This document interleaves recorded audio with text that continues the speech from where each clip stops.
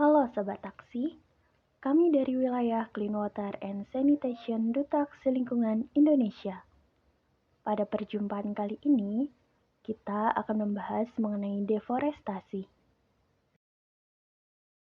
Deforestasi merupakan suatu peristiwa hilangnya hutan alam beserta dengan atributnya yang diakibatkan oleh penebangan hutan. Penebangan hutan sendiri bertujuan mengubah lahan hutan menjadi lahan non-hutan. Sedangkan menurut Kamus Besar Bahasa Indonesia, deforestasi adalah kegiatan penebangan kayu komersial dalam skala besar. Di Indonesia, tingginya angka deforestasi di Indonesia sangat berhubungan erat dengan permintaan lahan untuk konversi pertanian dan pertambangan. Terdapat beberapa penyebab deforestasi terjadi di Indonesia.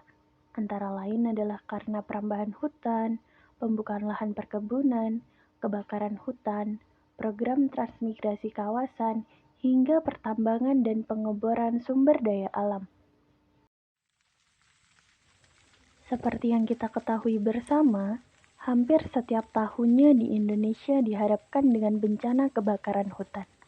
Pada tahun 2023, tercatat ada 90.000 hektar yang terbakar dan menyebabkan bencana asap yang menimbulkan dampak serius pada pendidikan, transportasi udara, kesehatan, ekonomi, dan tentunya kerusakan lingkungan.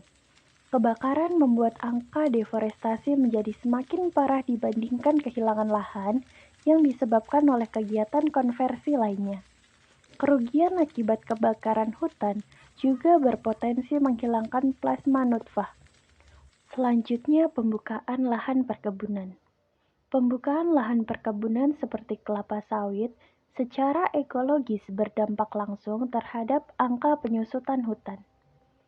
Pembukaan lahan perkebunan kelapa sawit menjadi salah satu faktor dominan penyebab kehilangan tutupan dan lahan hutan di Indonesia.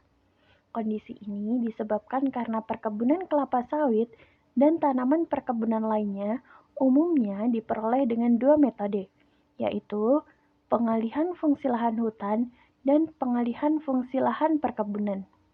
Pengalihan fungsi lahan perkebunan adalah metode yang dilakukan dengan mengganti tanaman pokok perkebunan dengan tanaman baru, yang dalam kasus ini adalah tanaman kelapa sawit.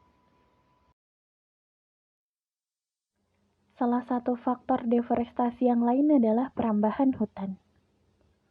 Untuk memenuhi keinginan manusia, salah satu penyebab deforestasi adalah adanya perambahan hutan. Masalah perambahan hutan ini sudah menjadi masalah yang nasional. Beberapa faktor yang menyebabkan masyarakat melakukan perambahan hutan yaitu faktor ekonomi, ketidaktahuan masyarakat sekitar hutan tentang dampak buruk perambahan hutan, adanya sponsor, keterbatasan petugas pengawas hutan, serta lemahnya sanksi hukum. Lalu program transmigrasi kawasan pemukiman.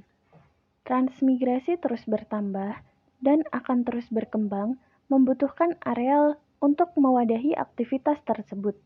Di satu sisi, telah terjadi perubahan tutupan lahan hutan ke tutupan lahan non-hutan, khususnya kawasan hutan yang bersentuhan langsung dengan kawasan pemukiman transmigrasi.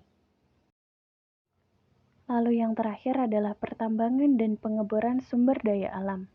Kegiatan pertambangan dan pengeboran minyak menyebabkan adanya bekas pertambangan di kawasan hutan yang kondisi tanahnya sudah berlubang-lubang.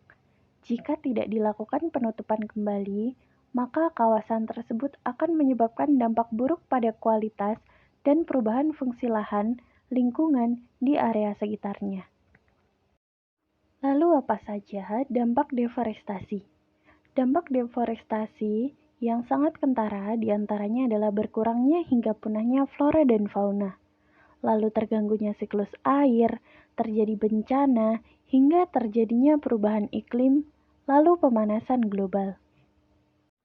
Keberadaan hutan menjadi tempat tinggal untuk berbagai jenis flora dan fauna. Terjadinya deforestasi dapat membuat berkurangnya flora dan fauna karena tempat hidup mereka yang berkurang atau bahkan hilang. Indonesia memiliki berbagai jenis flora dan fauna. Kekayaannya juga diakui oleh skala dunia. Terdapat pula berbagai flora dan fauna endemik yang hanya ditemui di tempat tersebut. Menjaga kelestariannya menjadi sangat penting bagi Indonesia, supaya flora dan fauna dapat berkembang biak dan tumbuh dengan baik agar tidak punah. Deforestasi memberikan berbagai dampak buruk bagi flora dan fauna. Hal ini membuat deforestasi tidak memberikan keuntungan untuk lingkungan atau ekosistem, tetapi hanya menguntungkan untuk sekelompok manusia.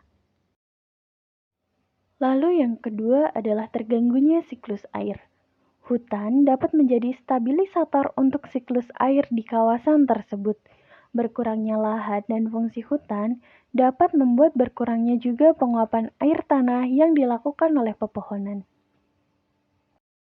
Ketiga, mengenai terjadinya bencana. Hutan merupakan penyeimbang lingkungan dan ekosistem. Hutan yang menjaga berbagai kestabilan sehingga segala aktivitas di dalamnya dapat berjalan dengan baik.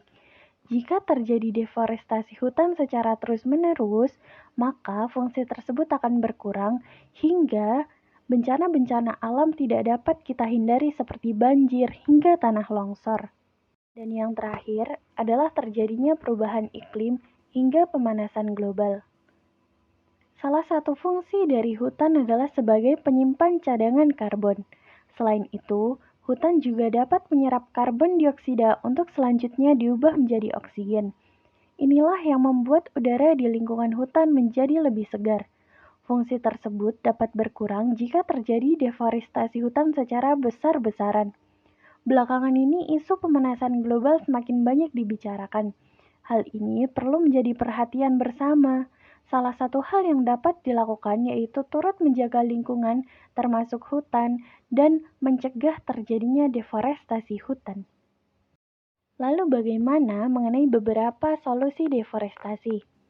Solusi deforestasi yang dapat ditawarkan saat ini adalah dengan melakukan reboisasi, menggunakan teknik tebang pilih ketika hendak menebang pohon, mengganti penggunaan tisu dengan sapu tangan, mengurangi penggunaan kertas, menggunakan alat transportasi secara bijak untuk mengurangi penggunaan bahan bakar minyak, serta menggunakan alat listrik secara tepat. Itu tadi adalah mengenai deforestasi yang dapat disampaikan oleh Wilayah Clean Water and Sanitation pada perjumpaan kali ini. Terima kasih untuk Sobat Aksi yang sudah menyaksikan sampai akhir. Sampai jumpa di segmen selanjutnya.